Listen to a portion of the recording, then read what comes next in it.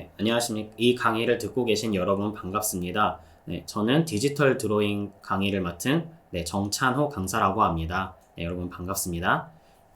네, 우리가 할 강의는 바로 디지털 드로잉이라는 강의입니다. 이 드로잉이라는 단어를 들어보셨을 겁니다. 네, 드로잉은 영어로 그림을 그린다라는 뜻이거든요. 예, 이 그림이란 예로부터 우리가 의사소통을 하거나 아니면은 어떤 장면을 표현하기 위해서 하는 의사표현 행위라고 보시면 되겠습니다. 우선 이 그림을 그리는 행위를 통해서 여러 가지 의사소통을 하면서 아주 옛날부터 사람들이 이렇게 의사소통을 하면서 발전해 온 것이 있거든요. 그런 발전해 온 역사를 잠깐만 간략하게 좀 얘기를 해드리자면은, 우선 선사시대 같은 경우 이런 원시 인류들이, 옛날 사람들이, 정말 옛날 사람들이 이제 의사소통을 할 때, 그리고 어떤 사건을 같은 거를 기록을 할 때 사용했던 것이 뭐냐면은 바로 동굴 벽에다가 그림을 그리는 것이었습니다. 우리가 흔히 알고 있는 그 벽화라는 것이죠. 그리고 역사 자료에서도 많이 볼 수 있는 그런 벽화들이 바로 옛날에 처음에 있었던 선사시대의 그림이라고 보시면 되고요. 그리고 이제 시대를 거듭하면서 이제 점점 이제 발전을 하면서 이제 단순한 선만 이렇게 하는 게 아니라 이제 색깔도 만들 수 있게 된 것입니다. 이런 색깔도 만들 수 있게 됐는데, 처음에는 어떻게 시작했냐면은 그 색깔이 있는 식물들 있잖아요. 그 풀이나 아니면 꽃 같은 거를 이렇게 찍어서 거기에 있는 색소를 이용해서 바르는 것이 페인팅의 시작이었습니다. 그래서 이제 색깔도 이제 표현을 할 수 있게 됐고, 점점 이제 발전을 하면서 이런 가공법이나 이런 것이 발전을 하면서 물감이라는 것이 생기게 됐어요. 물감이라는 것이 생기게 되면서 정말 페인팅 기술이 발전을 합니다. 정말 생생하고 알록달록하고 예쁜 색깔들을 많이 만들어낼 수가 있었거든요. 그래서 그림이 엄청나게 발전을 합니다. 그래서 그림을 통해서 무슨 일이 일어났느냐, 바로 그림을 통해서 사람들한테 그 재미를 줄 수 있는 그러한 그 작품들이 만들어지기 시작했던 거죠. 그래서 이것이 점점 발전해 가면서 시대가 또 발전하면서 컴퓨터가 생기기 시작합니다. 이 컴퓨터가 생기기 시작했을 때 이제 그 컴퓨터를 통해서 이 물감이 내는 이 물감이나 연필 같은 것이 가지고 있는 그런 질감들을 표현을 하려고 굉장히 많은 사람들이 노력을 합니다. 그래서 이제 점점 이제 프로그램이 발전해 나가면서 점점 이제 물감과 비슷한 질감을 낼 수 있게 발전을 하게 되죠. 그리고 또한 이제 단순히 기계로만 다루는 것이 아니라 정말 종이에다가 필기구로 그림을 그리듯 그런 것을 모방한 도구들까지 많이 출시가 됐고요.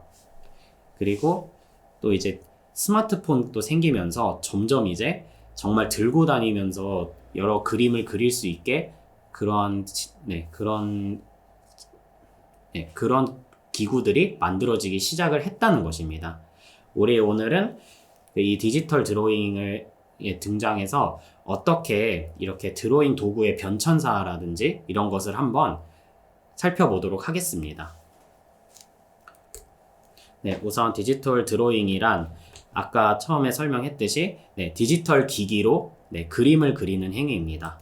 간단히 말하면 그렇게 되고요. 이제 전문적으로 조금 얘기를 하자면은 디지털 장비를 이용해 각종 디지털 콘텐츠를 만들어내는 과정 중 하나라고 보시면 됩니다.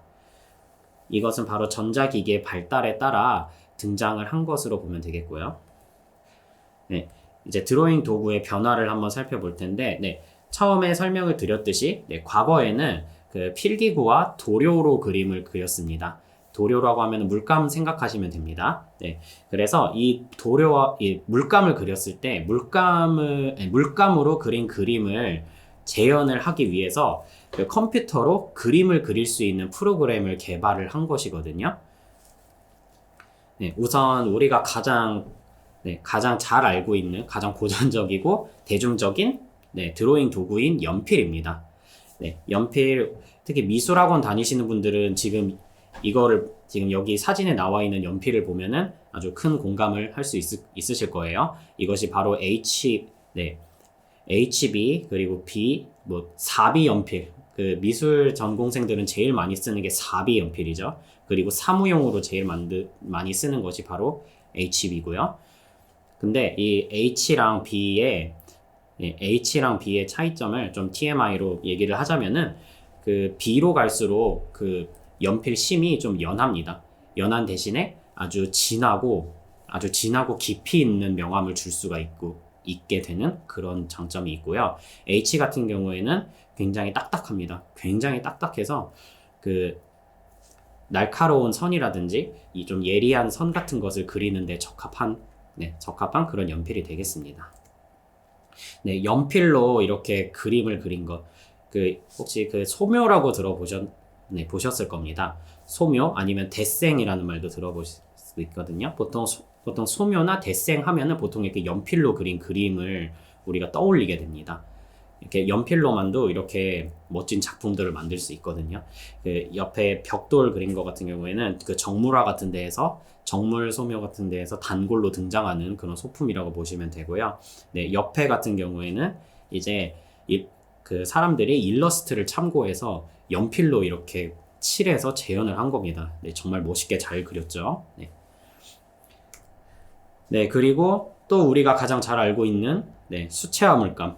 그리고 유화 물감은 정말 전문 화가들 아니면 볼 수가 없는데, 수채화나 유화 같은 경우는 진짜 도료의 성분에 따라서 이렇게 달라진다고 보면 되겠습니다. 수채화는 바로 이렇게 물에 녹여서 쓰는 물감이고, 유화 같은 경우는 이제 물로 사용하는 것이 아니라 그 기름을 녹여서 사용할 수 있는 그런 것을 이용해서 물감을 섞어서 그림을 만들어내는 그런 물감이 되겠습니다. 우리가 수채화는 아주 옛날부터, 아주 어릴 때부터 굉장히 많이 해와서 익숙한데, 수채화는 이렇게 되게 물로 이렇게 섞어서 채색을 하는 건데 굉장히 투명한 느낌이 특징입니다. 굉장히 투명하고 굉장히 투명하고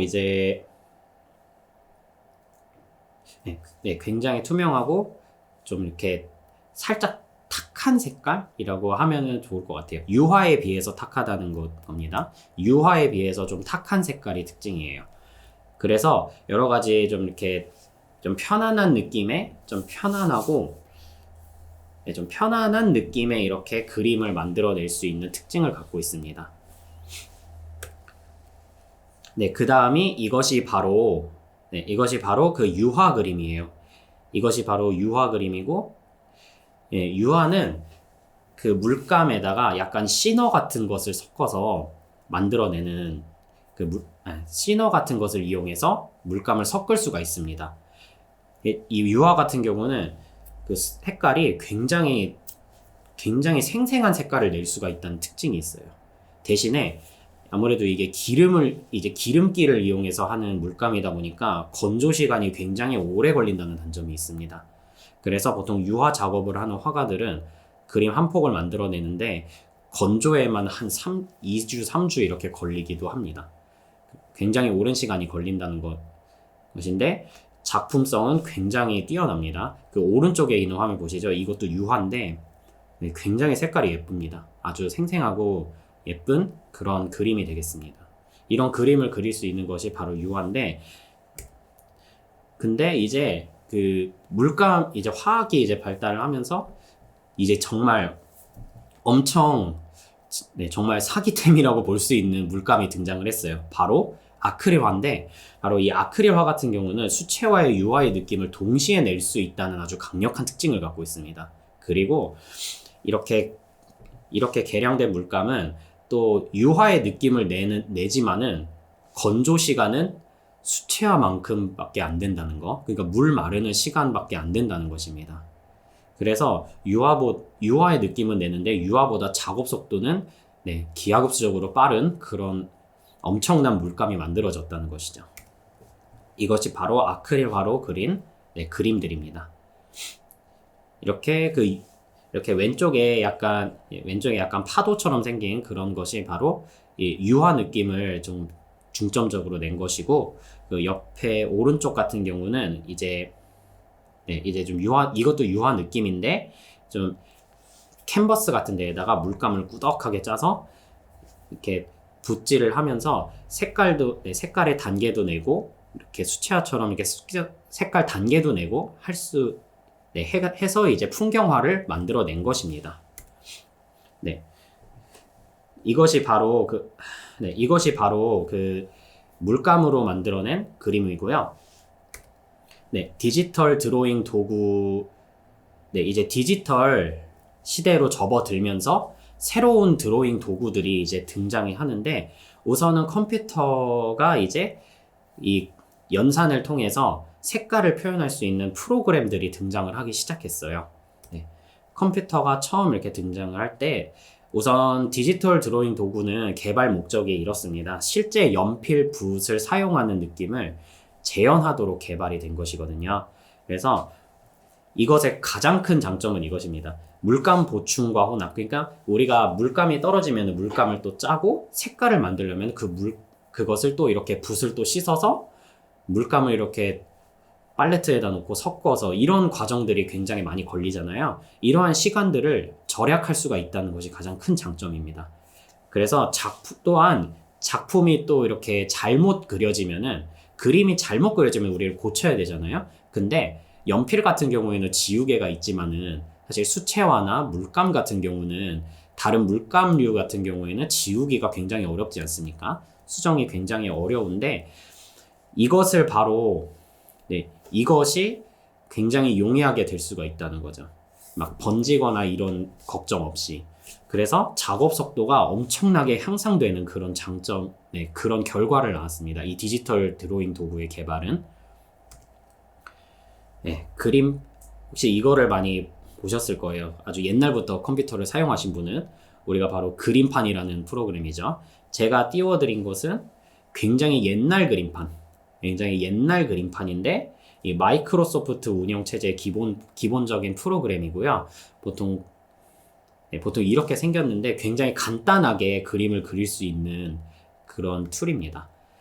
여기 그림판으로 그린 그림, 이렇게 우리가 흔히 알고 있는 좀 이렇게 발로 그린 그림들이라고 보면 되겠습니다. 근데 오른쪽에 보면은 이것이 바로 그 윈도우 10에 있는 그림판인데, 윈도우 7 이상, 정정하겠습니다. 그 윈도우 7 이상 되는 그 그림판이거든요. 굉장히 발전된 그림판인데, 이렇게 그림을 좀 더 이제 모니터도 발달하고, 이렇게 컴퓨터가 표현할 수 있는 픽셀 수도 많아지다 보니까, 이렇게 좀 이렇게 품질이 좋은 그림도 이제 그려낼 수가 있게 된 것입니다. 그리고 이제 좀 더 이제 컴퓨터의 성능이 증가를 하면서 등장한 것이 바로, 대표적인 것이 바로 포토샵입니다. 아마 많이 들어보셨을 겁니다. 특히 포토샵 같은 경우에는 원래 그림 목적으로 개발된 프로그램은 아니었어요. 그림 목적으로 개발된 프로그램은 아니었는데, 원래는 이미지 편집 프로그램입니다. 그러니까 사진을 편집하는 프로그램이었던 것이죠. 근데 이것이 이 포토샵에 들어있는 그 도구들, 프로그램들 있잖아요. 이런 것들이 그림을 그리는 데에도 굉장히 용이하다는 것이 발견이 되면서, 그 다른 드로잉 프로그램들이 등장하기 전에는 포토샵이 굉장한 인기를 끌었습니다. 저도 대학생 때 이 포토샵을 굉장히 애용을 많이 했습니다. 그래서 다른 성능 좋은 드로잉 도구들이 많이 개발이 되면서, 이제 포토샵보다는 다른 드로잉 프로그램, 그리고 여러 프로그램을 사용하는 것으로 갈라졌죠. 이제 그 가장 중요한 것이, 원래 디지털 드로잉은 물론 획기적인 기술이긴 합니다만 한 가지 단점이 있었어요. 그 디지털이다 보니까 색깔이 딱딱 끊기고, 그러니까 약간 실제 붓이나 연필 같은 느낌을 내기에는 부족한 점이 많았다는 것이죠. 근데 이제 점점 모니터의 화소가 증가하면서, 모니터의 픽셀 수가 증가하면서 훨씬 더 세밀하고 그런 정밀한 표현이 가능하다 보니까 이제 발견된 것이 진짜 이제 그 붓과 연필의 느낌을 재현을 할 수가 있게 됩니다. 이것이 바로 회화 브러쉬라는 건데요. 그러니까 그러니까 우리가 물감을 이렇게 그리는 것처럼 그런 브러쉬를 재현할 수 있게 개발이 됐다는 것입니다. 그래서 이 컴퓨터 프로그램으로 진짜 연필 붓을 사용하는 느낌을 어떻게 재현했냐면은 보통 까만 선을 이렇게 그으면은 까만 점만 이렇게 연달아 찍히는 그런 게 있었는데, 이제는 까만 점이 아니라 그 주변에 바로 옆에는 좀 살짝 짙은 회색, 그리고 그 위는 또 옅은 회색, 그리고 거의 흰색에 가까운 회색, 이게 한번 찍을 때마다 이렇게 연달아 이렇게 찍어지면서 정말 이제 실제 붓이나 연필을 사용하는 느낌처럼 재현을 할 수가 있게 된 것이죠. 그리고 이게 다른 것뿐만 아니라 물감을 섞는 듯한 연출도 가능하게 된 것입니다. 그래서 컴퓨터와 모니터의 성능 향상으로 정말 진짜 실제 연필과 브러쉬를 사용하는 느낌에 엄청나게 가까워졌습니다. 요즘 나오는 툴들은. 네, 이것이 바로 요즘 나오는 드로잉 프로그램으로 그린 일러스트들입니다. 확실히 그 왼쪽 같은 경우는 정말 수채화 느낌이 나기도 하고, 그 색깔에 이렇게 변화하는 것도 굉장히 자연스럽습니다. 그리고 그리고 오른쪽 같은 경우는 제가 따로 넣은 건데, 이것은 무슨 장점이 있냐면, 디지털 드로잉의 또 하나 장점은 이렇게 그 빛나는 연출 있잖아요. 그 발광 연출이 굉장히 뛰어납니다. 이것은 어떤 도료를 사용해도 이길 수가 없어요. 어떤 도료를 사용해도 이길 수가 없는 게 바로 발광 효과인데, 이 디지털 발광 효과가 바로 이렇게 디지털 드로잉의 가장 큰 특징이라고 볼 수 있겠습니다. 네, 바로 이제 모바일, 그러니까 우리가 스마트폰이 이제 개발이 됐잖아요. 그러다 보니까 이제 모바일 기기들이 점점 발전을 하게 됩니다. 모바일 기기들이 등장을 하면서 우리가 컴퓨터에 사용하는 프로그램들은 프로그램이라고 부르지만은 그 모바일 기기에서 사용하는 거는 우리가 어플리케이션 아니면 앱이라고 부릅니다. 그래서 드로잉 어플리케이션의 등장이라고 제목을 달았는데요. 이것은 바로 스마트폰의 편의성을 갖춘 드로잉 프로그램입니다. 보통 우리가 핸드폰이나 이런 것에 앱스토어 같은 거에서 이렇게 깔면 되거든요. 근데 이것이 진짜 드로잉 프로그램과 거의 비슷한 성능을 냅니다. 근데 장점이 뭐냐면은, 그렇게 뛰어난 성능에 비해서 프로그램 용량은 굉장히 가볍다는 특징이 있습니다. 그러니까 프로그램이 좀 어지간한 높은 사양의 컴퓨터가 필요하지만은, 근데 드로잉 어플리케이션 같은 경우에는 기본적으로 핸드폰에서만 사용을 가능하게 됐기 때문에 이 프로그램 용량이 굉장히 가볍고, 일단 이거는 어플리케이션의 특징이라기보다는 그 기계 자체의 특징인데, 휴대성을 갖추고 있습니다. 우리가 핸드폰이니까 들고 다니면서 이렇게 손으로 이렇게 그림을 그릴 수도 있고, 아니면은 펜 같은 거를 핸드폰에 내장된 펜 같은 것을 이용해서 그릴 수도 있고요. 이러한 장점을 갖추고 있습니다. 네. 그러니까 아까 얘기했듯이 이렇게 핸드폰을 이렇게 들고 뭐 손으로 이렇게 그림을 그리는 것도 가능해요. 터치 기능으로 그림을 그리는 거기 때문에. 네. 그 손으로도 그릴 수 있는데, 스타일러스 펜이라는 좀 생소한 말이 있죠. 보통은 스타일러스 펜이라고 하면은 그 핸드폰과 같이 이렇게 딸려 나오는 펜들 있잖아요. 그거라고 보시면 되는데, 제가 말하는 이 스타일러스 펜은 지금 사진에 띄워드린 이것은 거의 모바일 기기 공용입니다. 어떤 기기로 해도 되고요. 만약에 삼성의 폰을 사서 펜이 딸려오면은 그 삼성 폰에서만 사용이 가능하지만은, 이런 스타일러스 펜 같은 경우, 공용 스타일러스 펜 같은 경우에는 어떤 기기에 놔도 작동을 한다는 특징이 있는데, 대신에 이렇게 딸려오는 그런 펜보다는 좀 성능이 떨어진다는 단점이 있어요. 그래서 만약에 정말 이렇게 모바일 기기를 들고 다니면서 만약에 핸드폰이나 그 탭을 들고 다니면서 그림을 그리고 싶으시다면은 스타일러스 펜도 좋지만은 사실은 그 어떤 기기를 구입하면서 딸려오는 펜을 이용하시는 게 더 좋습니다. 그것이 성능이 더 괜찮아요. 네. 그 학생들이 특히 많이 사용하는 것이 바로 이 둘 중에 이비스 페인트라는 어플리케이션입니다. 그리고 또 메디방 페인트라는 어플리케이션도 있고 이거 말고도 그 오토데스크에서 만든 스케치북이라는 어플도 있어요. 다 성능이 굉장히 좋습니다. 굉장히 좋고 특히 메디방 페인트 같은 경우에는 만화를 그리는데 좀 특화되어 있다는 것이 있고 이비스 페인트는 굉장히 인터페이스가 간편해서 그러니까 보통 어플이나 프로그램을 키면 뜨는 화면 그러니까 화면에서 도구들이 어떻게 작동하는지 이런 것을 파악하기 좀 이렇게 편하다는 장점이 있어서 이비스 페인트 같은 경우는 그 좀 학생들이 많이 이용을 합니다.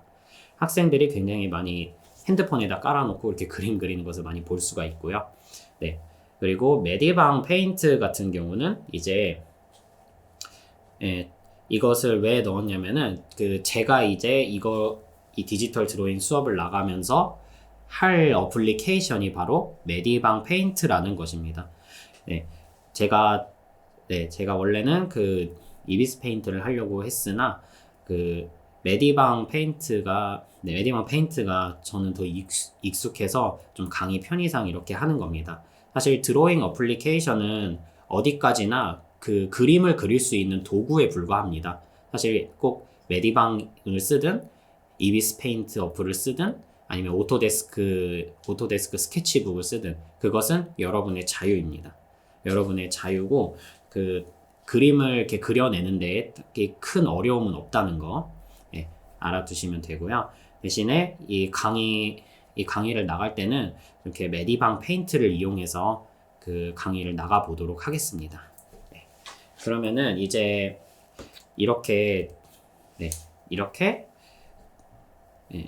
드로잉 도구의 변천사 및 그 발전 과정 그리고 사회에 미친 영향까지 이렇게 수업을 나가 봤는데요. 여러분 지금 긴 시간 동안 들어주셔서 정말 감사드립니다. 지금까지 정찬호 강사였습니다.